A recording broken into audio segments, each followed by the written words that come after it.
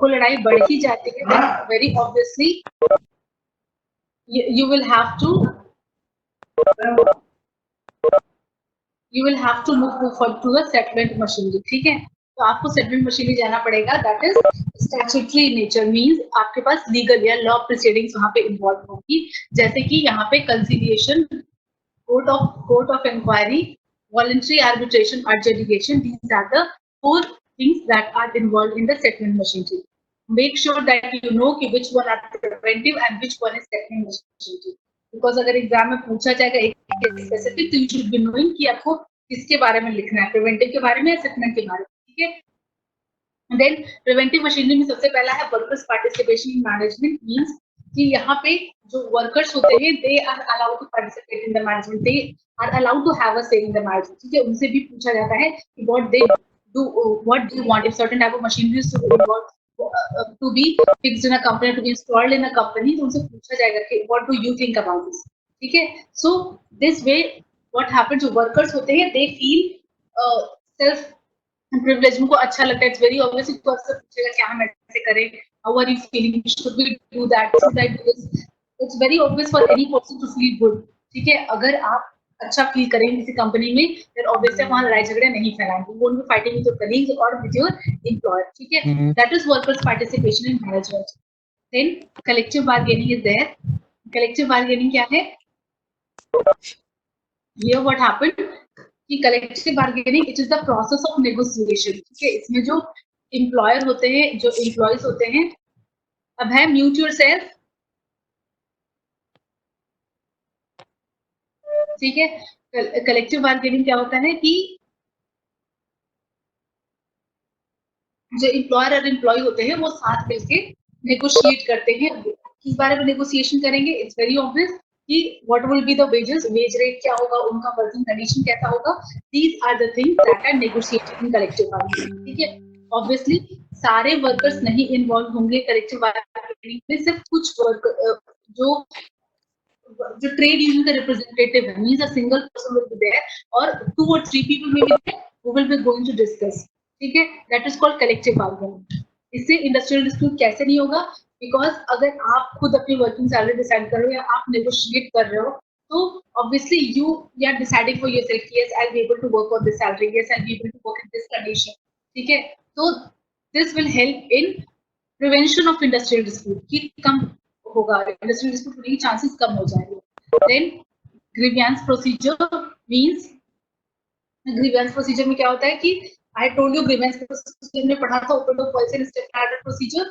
ठीक है, अगर किसी कंपनी के ग्रीवियंस प्रोसीजर अच्छे हैं, ठीक है, तो ऑब्वियसली वहां के एम्प्लॉइज हमेशा they will be very content and satisfied. ठीक है, वो हमेशा सेटिस्फाइड रहेंगे and this will cut down the chances of any industrial dispute. ठीक है, ग्रीवियंसेस अगर नहीं होंगे, if you see industrial dispute क्यों होते हैं, अगर कोई ग्रीवियंस होता है किसी को, तब भी वो इंडस्ट्रियल डिस्प्यूट में स्टार्ट होता है. ठीक है, कि एम्प्लॉय को जो है कोई दिक्कत हुई, ही सेड कि नहीं इसको सॉर्ट आउट करो, को इसको सॉल्व ही नहीं करना है, तो obviously will be creating some violence, any type of any indisciplinary thing he can do in the company. ठीक है, उससे इंडस्ट्रियल डिस्प्यूट क्रिएट हो जाएगा. तो अगर प्रोसीजर्स अच्छे होंगे ग्रीवियंस प्रोसीजर, तो लड़ाइयां कम होंगी, इंडस्ट्रियल डिस्प्यूट्स कम होंगे. Then we have tripartite bodies which includes the Indian labour conference and standing labour committee. ठीक है, ये कुछ रूल्स वगैरह बनाती हैं ताकि जो वर्कर्स और जो एम्प्लॉयर्स हैं दे कैन स्टे टुगेदर. ठीक है, कोऑपरेशन और गुडविल के साथ एक दूसरे के साथ काम करें.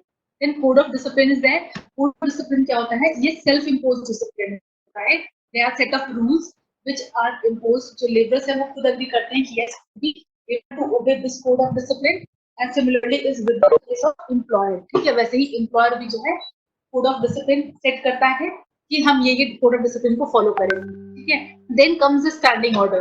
स्टैंडिंग ऑर्डर क्या होते हैं? ये जो है सेट ऑफ कंडीशन होते हैं.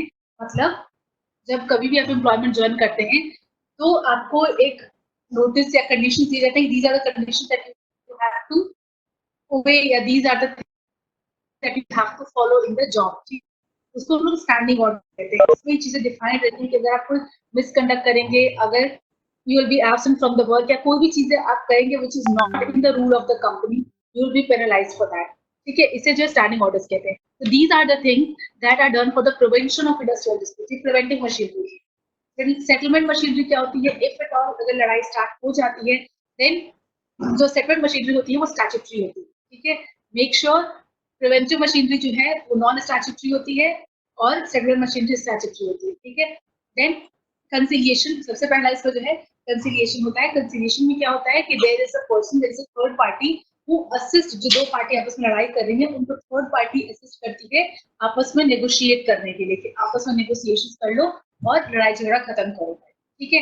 तो इसमें दो लोग इन्वॉल्व होते हैं, first is conciliation officer and second is board of conciliation. क्या होता है, सबसे पहले ये केस कंसिलिएशन ऑफिसर को दिया जाता है, जो इज अ सिंगल पर्सन, ठीक है। उसको कहा जाता है कि असिस्ट इन टू नेगोशिएशन। अगर वो नहीं कर पाता है, he has to submit, he has to dismiss or expedite that case within 14 days, ठीक है। उसको 14 days का टाइम मिलता है to sort out that case। अगर वो नहीं कर पाता है then that case is forwarded to the board of conciliation, ठीक है। वो board of conciliation के पास चला जाता है and board of conciliation is given 2 months time, ठीक है। 2 महीने का समय मिलता है उसको sort out करने के लिए, ठीक है। and even after that अगर नहीं हो पाता है then government gives that case to court of inquiry। वो court of inquiry के पास चला जाता है and कोर्ट ऑफ इंक्वायरी क्या है कि it consist of one or more person as decided by the appropriate government, ठीक है।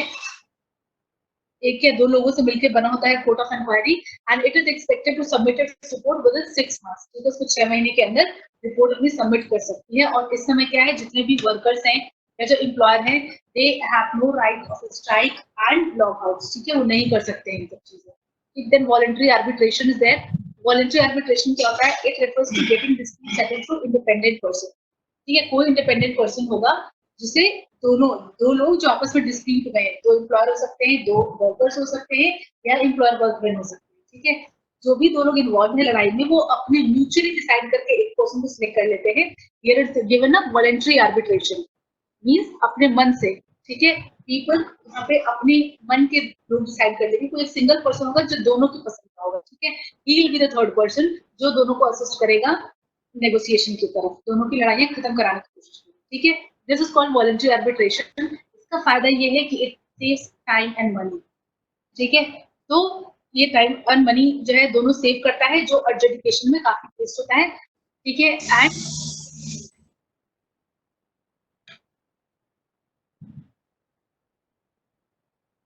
Then comes adjudication। adjudication also, यहाँ पे भी थर्ड पार्टी का इन्वॉल्वमेंट होता है, बट यहाँ पे क्या है कि अगर a dispute can be referred to adjudication if both employer and the recognized union agree to do so. A dispute can also be referred to adjudication by the government even if there is no consent of the parties, ठीक है। अगर दो लोग लड़ाई करते जा रहे हैं, अगर चाहे they can move to adjudication, if not अगर वो खुद से adjudication की तरफ नहीं मूव करेंगे तो गवर्नमेंट खुद एक अपॉइंट कर देगा adjudicator जो बीच में उनको who will be there and will be assisting them to them, ठीक है। लेकिन फर्क क्या है adjudication और adjudication और arbitration में? जो arbitration है that is voluntary, आप अपने मन से कर रहे हैं, but adjudication it's compulsory arbitration। आपको arbitration कराने के लिए गवर्नमेंट ने कंपेल करा है, you have to have no other choice, ठीक है। adjudication के जो 3 तरीके होते हैं, लेबर कोर्ट, इंडस्ट्रियल ट्रिब्यूनल और नेशनल ट्रिब्यूनल, ठीक है। लेबर कोर्ट में क्या होता है, इसमें सारे डिस्प्यूट सेटल होते हैं जो थर्ड शेड्यूल में मेंशन है। थर्ड शेड्यूल में क्या है, स्टैंडिंग ऑर्डर्स, कोई भी इश्यूज जो स्टैंडिंग ऑर्डर्स मतलब जो भी आपके एम्प्लॉयमेंट के रूल्स है से रिलेटेड कोई भी इशू होगा that will be solve by the labour court, ठीक है। Then comes the industrial tribunal. यहाँ पे जो भी आपके राइट्स है, इंटरेस्ट राइट, इंटरेस्ट डिस्प्यूट या फिर राइट डिस्प्यूट, आपको बताया था इंडस्ट्रियल डिस्प्यूट दो तरीके के होते हैं, राइट्स एंड इंटरेस्ट डिस्प्यूट। तो इन दोनों में से कोई सा भी डिस्प्यूट हो that will be handled in the industrial tribunal, ठीक है। देन नेशनल ट्रिब्यूनल क्या है, it is just a consultative machinery. यहाँ पे कोई भी question, anything that is related to the question of national importance, ठीक है, that is discussed in national tribunal, ठीक है। जैसे कि अगर कोई फैक्ट्री लगा रहा है, somebody is cutting down a lot of plants for setting up factories, that is a concern, that is a national concern। तो इसके बारे में अगर कोई इशू रेज होता है that will be solved by the national tribunal, ठीक है। These are the preventive and the settlement machinery of industrial disputes। Then we'll move to the workers participation in management। इससे क्या होता है, workers participation में you all know workers participation क्या होता है, जब workers को मैनेजमेंट में they have a saying in the management, it's called as workers participation। के ऑब्जेक्टिव्स क्या होते हैं? सबसे पहले कि it increases the productivity, productivity कैसे बढ़ेगी? अगर एम्प्लॉयर जो he is being asked, he'll feel good about the company, he'll be working better. Obviously, productivity increase करेगी इससे, ठीक है? And जो वर्कर है उसका सेल्फ एक्सप्रेशन का अर्ज है कि वो भी अपनी बात कह पा रहा है, that will be satisfied, ठीक है? Otherwise, if you go to a workplace, you're not allowed to say anything. You're working there like a robot. Okay. Then industrial peace will be achieved. It will help in the development of human personality. अगर आपको बात अपनी कहेंगे, कह पाएंगे, that will help you in your enhancing your personality. And development of leaders from within the industry. इससे क्या होगा कि जो workers है उनमें से ही कोई आगे जाके he may be a leader. ठीक है? These are the objectives. क्या need है इसका? First is to reduce industrial unrest. जो violence है, जो unrest है industries में उसको रोकने के लिए to reduce the misunderstanding. ठीक है? Then to improve the communication between the employer and the employee, to increase the productivity, to increase commitment towards the work. Greater organizational balance will be there because both will be moving to the common goal. Okay? Industrial democracy will be there and development of individual. The individual's creativity will also be developed. क्या modes हैं? We'll be studying this in the next slide about the workers' participation. What are the then reasons for the failure? India में क्यों ये workers participation fail कर रहा है? First is lack of follow up measures. ठीक है? कोई follow up measure यहाँ नहीं है. So majority of workers है इंडिया में वो खुद ही motivated नहीं है. वो खुद भी नहीं चाहते कि कोई ज्यादा उनसे पूछे वगैरह. ठीक है? Then जो मैनेजमेंट है उनका भी कोई पॉजिटिव रिस्पॉन्स नहीं है इन द सेंस कि management obviously does not want, कोई नहीं चाहता कि जो वर्कर्स उनसे पूछो व्हाट डू दे वांट. ठीक है? देन जो ट्रेड यूनियन है वो इंडिया में इतने स्ट्रांग नहीं है. ट्रेड यूनियन क्यों इंडिया में इतने स्ट्रांग नहीं है? क्योंकि एक ही कंपनी में 4-4, 6-6 ट्रेड यूनियन काम कर रहे हैं. तो अगर एक ही कंपनी में 3-4 जो एग्जिस्ट कर रहे हैं, they are fighting among themselves. उनकी आपस में ही लड़ाई नहीं खत्म होती कि वो अपने लिए लड़े. They are fighting with each other. ठीक है? Then there is more emphasis at a high level. ठीक है? क्या करते हैं जो एम्प्लॉयर्स हैं वो जो ऊपर हायरार्की में लोग हैं उनसे ही पूछ के they make the decision. Workers तक कभी बात आती नहीं. कैसे इफेक्टिव बनेगा वर्कर्स पार्टिसिपेशन? सबसे पहले जो वर्क और मैनेजमेंट है दोनों को कॉन्शियस होना पड़ेगा इस चीज के लिए कि वर्कर्स पार्टिसिपेशन के फायदे हैं. देन सिर्फ एक ही ट्रेड यूनियन एग्जिस्ट करे कंपनी में. अगर एक से ज्यादा होगा तो ऑब्वियसली नहीं हो पाएगा. ऐसे तो एक कंपनी में एक ही trade union should be there. And all effort should be made to eradicate the illiteracy. जो हमारे वर्कर्स हैं वो इलिटरेट है. जो इंसान पढ़ा लिखा नहीं है obviously he is not aware of his right. उसको पता ही नहीं उसके राइट्स क्या है. ठीक है? Then अगर वो पढ़ लिख जाएंगे तो obviously they'll participate. And workers and their representatives should be well equipped with the skills and knowledge. जो workers और जो उनके representative है उनके पास knowledge और skill होनी चाहिए workers participation की. And there should also be a atmosphere of trust from both sides. दोनों जो employer और employee है दोनों एक दूसरे पर भरोसा करें then only workers participation can work. ठीक है? Schemes for workers participation. कैसे workers participate करेंगे? There are 3 ways: tripartite machinery, bipartite machinery and collective bargaining. जो tripartite machinery दो में divided है, ILC and SLC, Indian Labour Conference and Standing Labour Committee. Bipartite machinery जो है that is divided into 2, Works Committee and Joint Management Council, and then collective bargaining is there.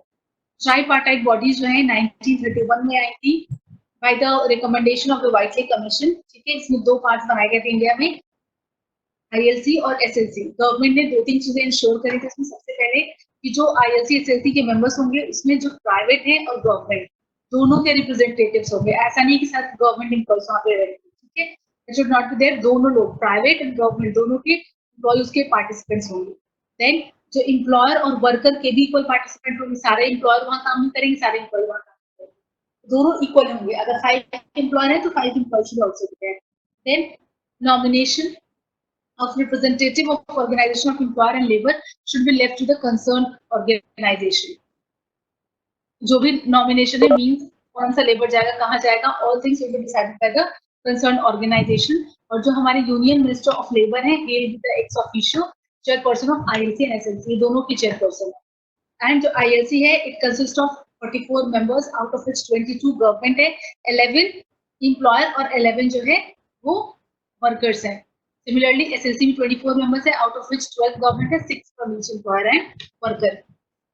इनके functions क्या है? First of all to ले uniform labour legislation, कि पूरे India में labour law एक ही लॉ बनता है अगर वो हर जगह एप्लीकेबल, सबके लिए अलग अलग लॉज नहीं बनने चाहिए, ठीक है. Then lay down the procedure for settlement of industrial dispute, ऐसे प्रोसीजर्स बनाना जिससे इंडस्ट्रियल डिस्प्यूट कम हो सके या खत्म हो सके. Then to discuss all the matters of all India importance as between the employer and employees, जो भी employer employee के बीच में जो भी चीजें हैं और that should be discussed by the ILC and SLC. Then bipartite machinery are there. Bipartite में क्या है? Workers committee and joint management council. Works committee क्या है? Works committee जो है, it consists of representatives of employer and workmen engaged in the establishment, ठीक है. Committee में जो एम्प्लॉयर और जो वर्कमैन एंगेज है एस्टैब्लिशमेंट वो आते हैं इसमें, और जो एम्प्लॉयर है, जितने एम्प्लॉयर इन्वॉल्व होंगे उतने ही वर्कमैन के रिप्रेजेंटेटिव्स भी होते हैं. It should not be less than the employer. And जो वर्क कमिटी है, it should be formed by an enterprise employing 100 और मोर वर्कर्स. मीन जो 100 और उससे ज्यादा वर्कर्स उन्होंने रख रखे हैं अपने यहाँ, दे will form the works committee. Works committee इनके यहाँ बने. Then to remove the cause of friction in day-to-day life, इसका objective क्या है?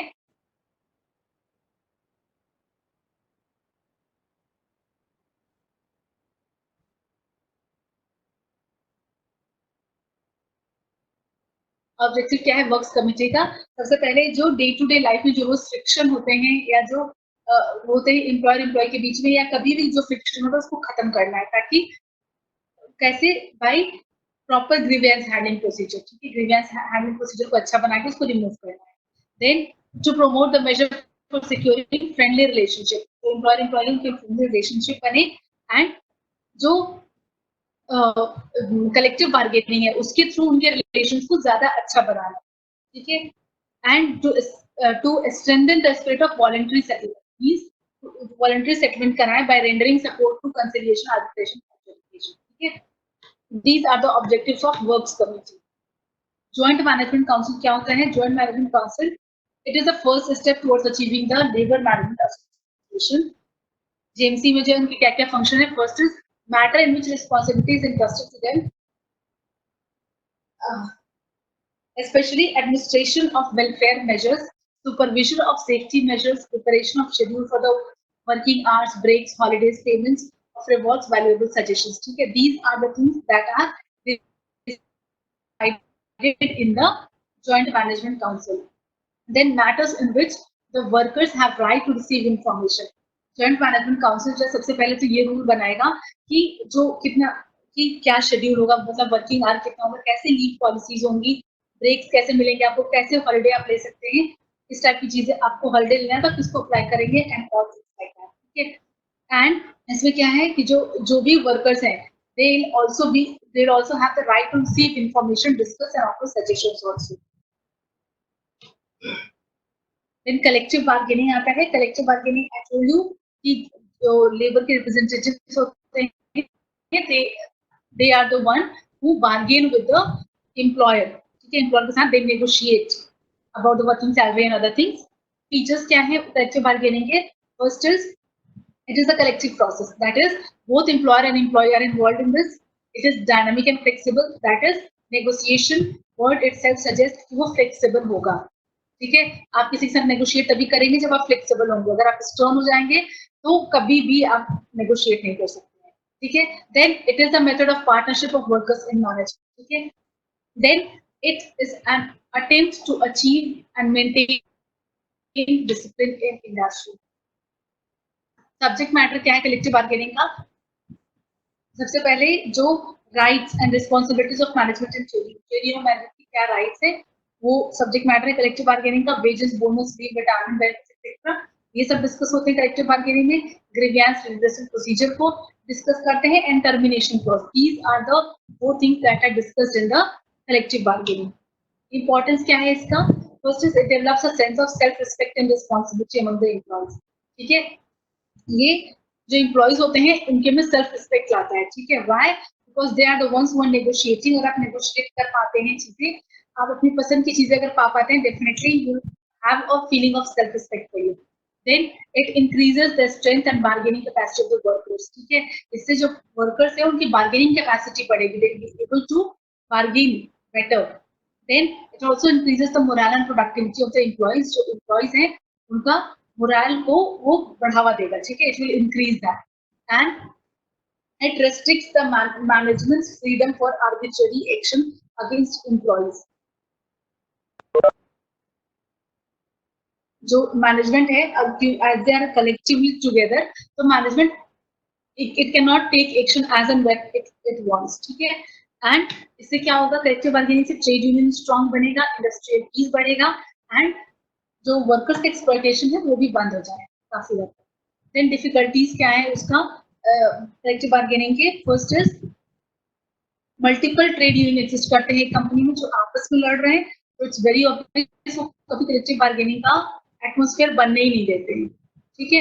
Then political interference is there, because जो हमारे लीडर्स हैं ट्रेड यूनियन के, दे हैव पॉलिटिकल इंक्लिनेशन, किसी न किसी पॉलिटिकल लीडर के टच में होते हैं, and they just whatever they do it for their political sake। वो अपना political चीजों को, political ambition को पूरा करने के लिए कर रहे थे, not for the laborers। Then non recognition of trade bargaining agent, ठीक है। जो हमें trade union है वो registered नहीं है, they are not recognized, so that is another cause of or the difficulty of the in collective bargaining। Then defective laws are there, these are the things that are there for collective bargaining। Then code of discipline it is self imposed, ठीक है। किसी भी company में harmonious relation बनाने के लिए, industrial peace को promote करने के लिए जो है कोड ऑफ डिसिप्लिन लगाया जाता है, ताकि ये चीज बोथ पब्लिक और प्राइवेट दोनों सेक्टर्स में होते हैं, ठीक है। इससे क्या होता है, कोड ऑफ डिसिप्लिन मींस एक सर्टेन सेट ऑफ रूल्स होते हैं which a person has to follow. अगर नहीं फॉलो करेगा, he'll be given some punishments, like first is oral punishment, means oral warning। अगर आप कोई गलती करते हैं, आपका जो इमीडिएट बॉस होता है वो आपको ओरल वार्निंग दे सकता है, ठीक है, कि ऐसा नेक्स्ट टाइम नहीं होना चाहिए। बट इफ यू डोंट ओबे, अगर फिर दोबारा वही गलती करते हैं, देन डेफिनेटली वो आपको रिटन फॉर्म में वार्निंग दी जाती है, दैट इज काउंटेड कि आपने कोई गलती करी जिसके लिए आपको रिटन वार्निंग मिली है, ठीक है। And even after that if a person does not improve और मे बी कुछ ज्यादा सीवियर कोई गलती करता है, then there is loss of privilege. आप किसी कंपनी में जब काम करते हैं, किसी पोस्ट पे होते हैं, you are given certain privileges because of that, तो आपकी वो प्रिविलेजेस छीन लिए जाते हैं, ठीक है। Then it can also relate to fine। Fine कैसे लेंगे वो आपसे? अगर if a worker is there, वो वहाँ काम कर रहा हो, पैसे तो देगा नहीं, obviously it will be cut down from his salary, ठीक है। उसके जो भी wages होंगे, सैलरी होंगे, उसमें से it will be cut down, ठीक है। तो उससे फाइन ले लेंगे या फिर उसका इंक्रीमेंट रोक देंगे, ठीक है। if a person is about to get the increment और कुछ मिसकंडक्ट पाया जाता है, then his increment can be stopped। Demotion is another form of punishment, means एक पोजीशन पे कोई है, अच्छा काम नहीं कर रहा, may be he can be demoted, ठीक है। अगर कोई वायलेंस क्योर्स है, कुछ भी ऐसा क्रिएट कर रहा है which is against the code of discipline, तो उसे डिमोट कर सकते हैं। Then dismissal, this is the rarest thing that is done in an organisation. किसी को डिसमिस बहुत कम ही किया जाता है if that person commit some very serious type of offence, ठीक है, तभी डिसमिस करते हैं, otherwise dismissal is not done nowadays, ठीक है। These are the punishments that are given.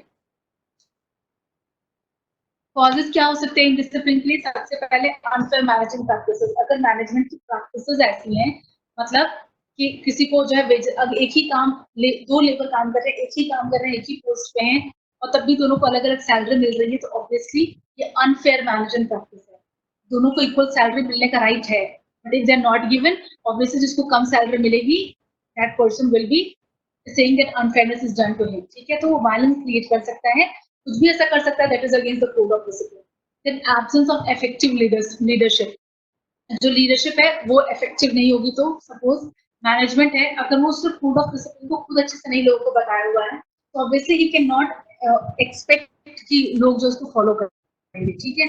Then communication barriers, अगर आपका जो भी बॉस है, जो वर्कर्स हैं, उनके जो इमीडिएट बॉस, सुपरवाइजर्स जो भी हैं, if they are not treating him well, उनका ह्यूमन अप्रोच नहीं प्रॉपर्ली, उससे बात भी नहीं कर रहे हैं, तो obviously it can create a frustration and indiscipline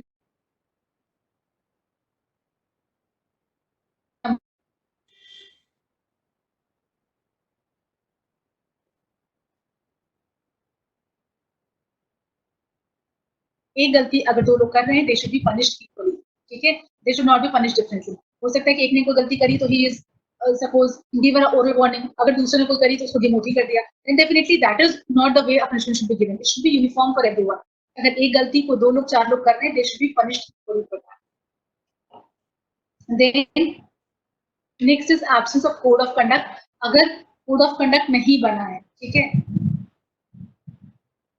this creates a confusion and also provides a chance of discrimination while taking disciplinary action, ठीक है। अगर कोड ऑफ कंडक्ट नहीं बना है, कोड ऑफ कंडक्ट जब भी बनता है ये लिखा होता है कि you doing this you will punish in this way, लेकिन अगर नहीं बना है तो ऑब्वियसली बहुत ऑब्वियस है, जिसका जैसा मूड होगा तब उसको वैसा पनिशमेंट मिल जाएगा, ठीक है। So this is not good. Then unequal treatment, किसी को भी कास्ट, कलर, क्रीड, लैंग्वेज की बेसिस पर डिस्क्रिमिनेशन होगा, that will lead to indiscipline in the company और the factory. These are the causes of indiscipline in a company.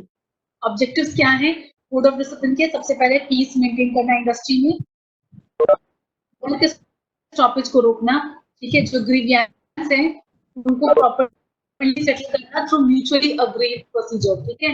Then जो भी frictions हो रहे हैं उनको रोकना कि industrial relation they can work smoothly. Then जो रूल्स एंड रेगुलेशंस है उनको एक्सेप्ट करना इंडस्ट्री में, it should be voluntarily accepted. Then it facilitates free growth of trade union and it arouses a feeling of mutual understanding, ठीक है। अगर code of discipline follow करेंगे तो एक अंडरस्टैंडिंग बनेगी,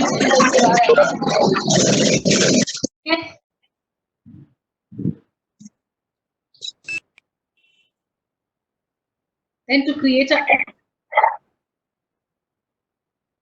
Ankit Agarwal, please mute yourself.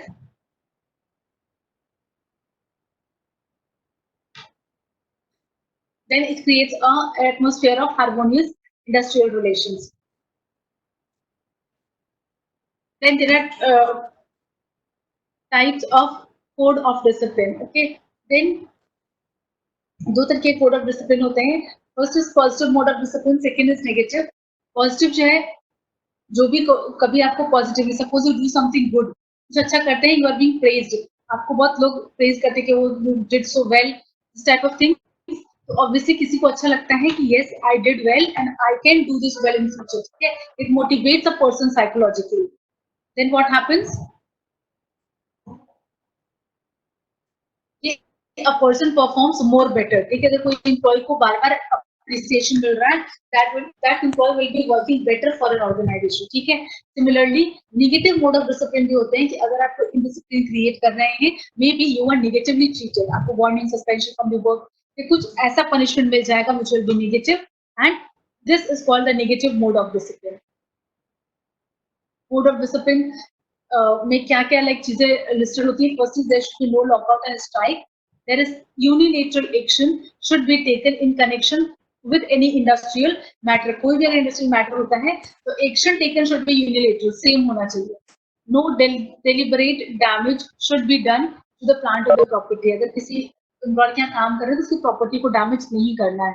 Employer should also not increase the workload without prior agreement, बताए बगैर आप किसी का वर्कलोड नहीं बढ़ा सकते हैं। एट वंस एकदम से आप आए से you know from now from today will be working 12 hours a day, it can not happen. At least prior 2, 3, 4 days before, at least you should know that maybe because of this workload we may have to work, but at least a person will be psychologically ready.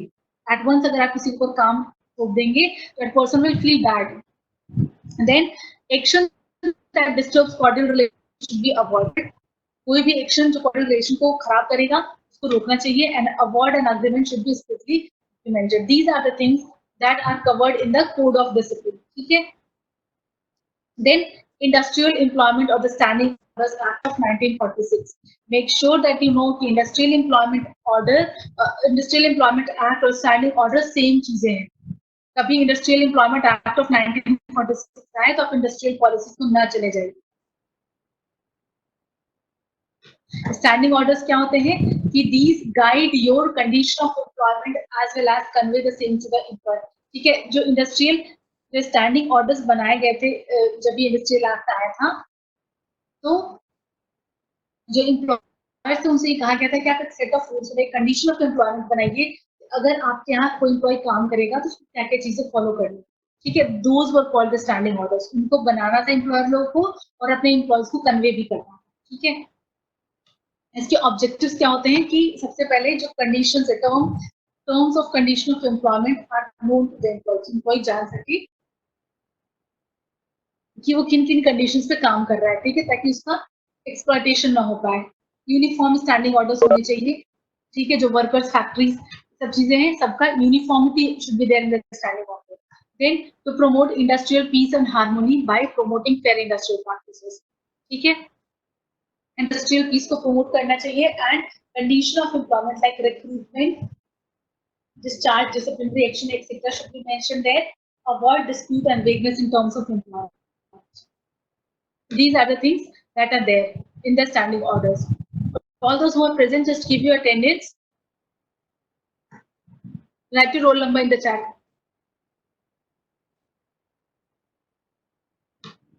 Here the procedure for certification of standing orders means every employer जिस act में आएगा उसको क्या करना है, first of all he has to prepare a standing order, उसकी 5 copy बना करके he should send to the certifying officer for approval. Once the certifying officer, first of all, will inform the union and the workmen and hear their objection. Certifying officer पहले जो भी चीजें बना के employer ने दी है उनको पढ़ के सुनाएगा वर्कमैन को, एंड उनके जो भी ऑब्जेक्शंस उनको नोट करेगा, and if it is good then it will be implemented, and if not then after correction it will be implemented, ठीक है। जो स्टैंडिंग ऑर्डर्स होंगे उनको लोकल लैंग्वेज में, सपोज अगर उड़ीसा में है तो उड़िया लैंग्वेज में लिख करके उनको डालेंगे, यूपी में है तो in Hindi and English, these are the two languages that are there at the entrance of the establishment, ठीक है, ताकि सब जान सके कि हमारे यहाँ ये स्टैंडिंग ऑर्डर्स कर रहे हैं।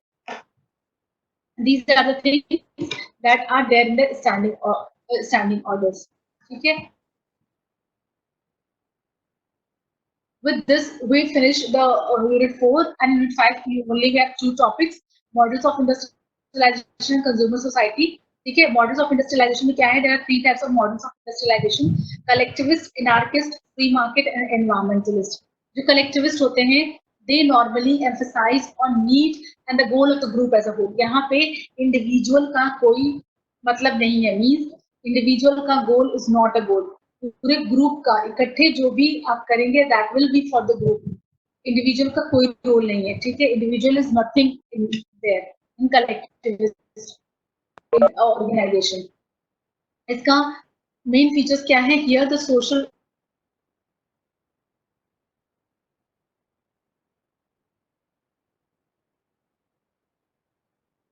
ज्यादातर it promotes selflessness कि आप अपने लिए कम सोचे, think for the group, putting the community needs ahead of you. अपने बारे में सोचने से पहले think of the in which you are existing, ठीक है। then work as a group and support each other is essential, ठीक है। ग्रुप तरह काम करें, एक दूसरे को सपोर्ट करें, it encourages what is best for the society, ठीक है। पूरी सोसाइटी के लिए जो अच्छा है वो किया जाएगा, इंडिविजुअल के लिए जो अच्छा है that is not very important to them. then here family and community they play a central role.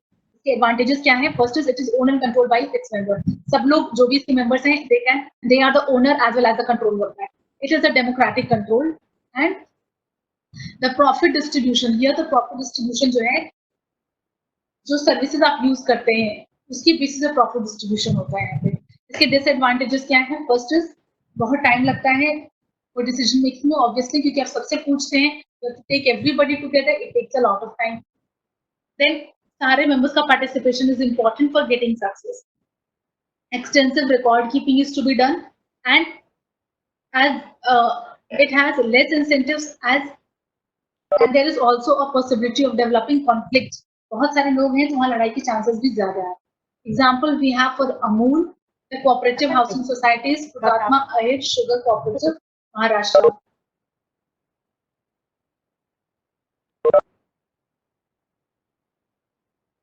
Then anarchists are the just opposite of the collectivist model. Anarchist क्या होते हैं? They believe in abolition of all government forms, ठीक है। Government के पूरे abolition पे ये करते हैं ज़्यादा, they just want to work for themselves. यहाँ पे individual is the main focus, society से लेना देना नहीं है, ठीक है। They oppose the centralization of power, oppose reliance on state, means don't depend on the state. State के ऊपर डिपेंडेंसी की कोई जरूरत नहीं है, ठीक है। Work for yourself. They believe in self help and cooperative, ठीक है। इसके एडवांटेजेस क्या हैं कि इनकी कोई डायरेक्ट अथॉरिटी नहीं है, so individuals have complete freedom. किसी अगर आप कलेक्टिव्स में रहते हैं सबसे पूछ के करना पड़ता है, but once you are anarchist, so you can do, you have freedom to do whatever you want. There is a single authority and they have a voice in everything. Disadvantages क्या हैं?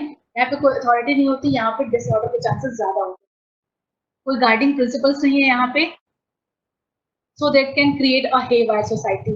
So anarchist का example जो किबुत्स हैं Israel के, they are one of the examples. Free market क्या होता है? Free market जो इकोनॉमिक सिस्टम होता है जहाँ पे डिमांड और सप्लाई होते हैं एंड विथ लेस और नो गवर्नमेंट कंट्रोल, ठीक है, जैसे आज की हमारी सोसाइटी है that will come under free market, ठीक है, जो आज का मार्केट है that is free market because we have very less और no government control on the market, जैसा लोग डिमांड करते हैं whatever the consumers want the producers produce for them, ठीक है, that is called free market. इसके कुछ features है. First is private property, that means जो labour resources, natural resources, capital etcetera are largely owned by private individuals और institutions rather than government. जो इंसान जितना कमा सकता है that can purchase even more और अपनी प्राइवेट प्रॉपर्टी वो बना सकता है बहुत सारा, ठीक है. Then freedom of enterprise and choice means जो प्राइवेट एंटरप्रेन्योर्स हैं they have freedom of enterprise, they can produce whatever they want, ठीक है, जो चाहे उसको प्रोडक्शन कर सकते हैं and sell them in the market. Similarly जो कंज्यूमर्स है they also have the liberty, consumer जो चाहे उनको जो चीज उनका डिमांड उनके वांट्स को सेटिस्फाई कर रहा है दे कैन परचेज दैट, ठीक है. So there is freedom of enterprise for the producers and choice for the consumers. Then motive of self interest, यहाँ पे self interest is the main motive, ठीक है, यहाँ पे कोई किसी के बारे में नहीं सोचता, everyone is thinking of themselves. Competition is there, जब फ्री मार्केट है सब लोग वहां पे कंपटीशन में है, जो भी लोग प्रोडक्शन कर रहे हैं वो they will be competing with each other. Then system of market and prices means यहाँ पे सब इकोनॉमिक सिस्टम एग्जिस्ट है.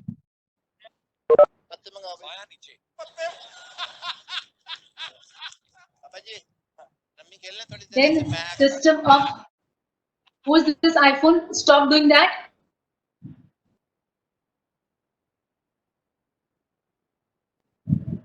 And limited government control means in the free market the role of the government is very less. Advantages क्या है इसके? First is consumer sovereignty is there. More and more choices are there for the consumer. Then there is absence of bureaucracy. यहाँ पे जो भी decisions होते हैं बहुत जल्दी होते हैं. And motivation influences free enterprise means entrepreneurs जो होते हैं वो कंज्यूमर्स की डिमांड को फुलफिल करने के लिए they try a lot because this only can earn them a lot of profit, ठीक है, क्योंकि डिमांड अगर आप फुलफिल कर पाएंगे, ज्यादा चीजें प्रोड्यूस को दे पाएंगे, then surely will be earning profit. Optimum allocation of resources is there, merit goods are given. Then disadvantages क्या हो सकते हैं?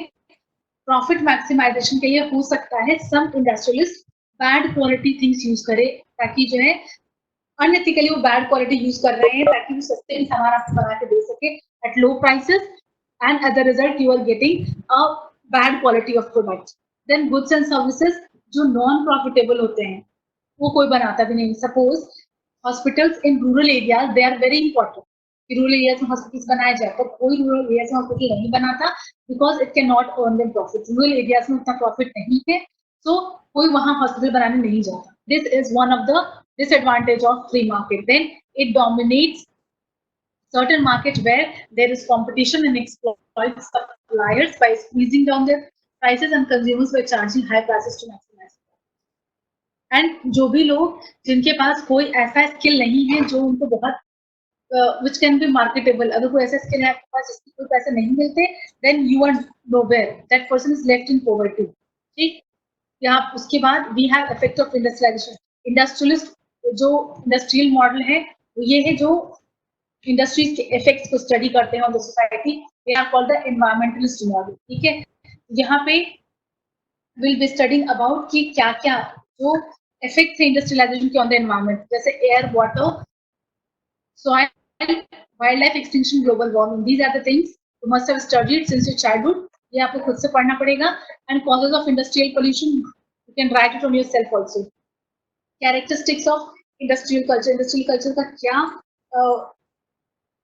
characteristics है? First is nuclear family has arisen, and now people have incentive for work, save and invest. These are the three things that people are doing now. Then equal treatment, advancement on the basis of ability. These are the things that are going on. Breaches और ethical values जो हैं वो धीरे धीरे गायब हो गए हैं. जो legal system है that encourages economic growth through protection of property rights from arbitrary or conspicuous rule. A strong central government organization and the nation which can play a decisive role in the economic development. Then last is the consumer society. Consumer society क्या होती है? वो society जहाँ पे लोग ज्यादा purchase करते हैं, जितना उनको चाहिए उससे ज्यादा परचेज करते हैं, then it is called as consumer society. ठीक है, जैसे today society we say the America is the main example of that consumer society कि जितना चाहिए उससे ज्यादा खरीद लाते हैं. Somehow we also, because many times it happens कि हम जाते हैं खरीदने के लिए कुछ, suppose you go to a mall say for purchasing something, you will see some 5 other things, you will also purchase that. Maybe आपको जरूरत हो ना हो, that is not important. You see on sale, कह रहे सेल पे लगा है, take this. This is the instinct that we have now. This is called the consumer society. Okay? And then these societies are guided by or dominated by fashion, advertising, mass marketing, aspiration, lifestyle. इन सब चीजों से ये ज्यादा dominate हो रही है, और यहाँ पे मॉरल वैल्यूज जो हैं या फिर मॉरल कॉन्स्ट्रेंट्स, ये सब चीजें धीरे गायब हो रही है. Prediction and all things are getting lost. इसके सोशियोलॉजिकल कंसर्न ये है कि we have started thinking so logically and reasoning कि हम इंडस्ट्री में या कहीं हम काम कर रहे हैं, हमको कहा जा रहा है कि रेशनल रहो, प्रैक्टिकल रहो. ठीक है, similar things we are applying on our private life also, कि अगर हमें अपने फैमिली मेंबर से भी डील करना पड़ता है तो हम वहां भी प्रैक्टिकल होने लग जाते हैं. We don't get emotional on that issue also. ठीक है, एटलीस्ट जब हम अपने फैमिली मेंबर से बात कर रहे हैं या उनके इश्यूज डिस्कस कर रहे हैं, at least we can get emotional on that. But वहां भी हम रेशनली सोचने लगते हैं. It's okay, we start thinking that way only. Okay? Matter of fact attitude is there. Then class and family structure is also changing. Okay? And there is great mobility, means people are staying somewhere else and working somewhere else. This is one of the characteristics of the consumer society.